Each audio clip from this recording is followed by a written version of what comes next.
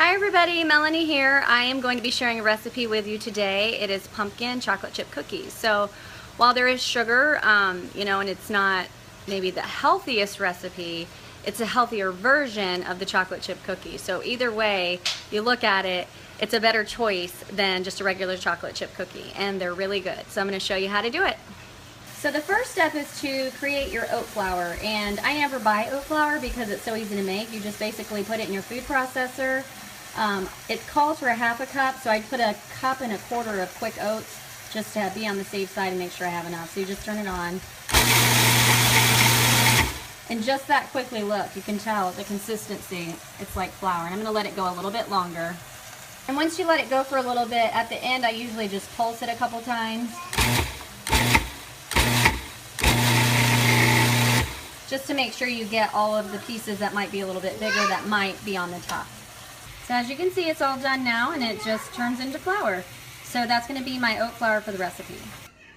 The next step is to just get all your dry ingredients together and mix them. So that would be 3/4 cup of quick oats, 1/2 cup of the oat flour that I made, and just to show you, there was actually a lot left over. So I'll just put that in a Ziploc bag and save it for next time. So 3/4 cup of quick oats, 1/2 cup of the oat flour.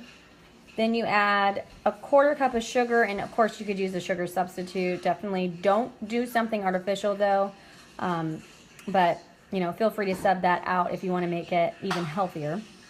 So 1/4 cup of sugar, 3 tablespoons of mini chocolate chips, 1/4 teaspoon cinnamon, 1/4 teaspoon pumpkin pie spice, 1/4 teaspoon salt, 1/4 teaspoon baking soda, and those are all of your dry ingredients, and you're just going to mix that together. And your next step is to add the wet ingredients. So I added 1/3 cup of canned pumpkin, and 1 to 2 tablespoons of milk, which I did 2. And then you have your choice of oil or nut butter, and I chose coconut oil because I like the flavor. And basically you just have to melt it so that way it'll mix. So it's 1 and 1/2 tablespoons of oil or nut butter, and then 1/2 teaspoon of pure vanilla extract. Once you have mixed it all together, it has this kind of a consistency here where it's just kind of sticking together. And basically what we'll do then is to form balls. So make a ball the size of what you think a cookie would be. Place it on a cookie tray, and you have to flatten it a little bit. And a good way to flatten cookies is to place a sheet of wax paper on the cookie, then press down with the bottom of a glass.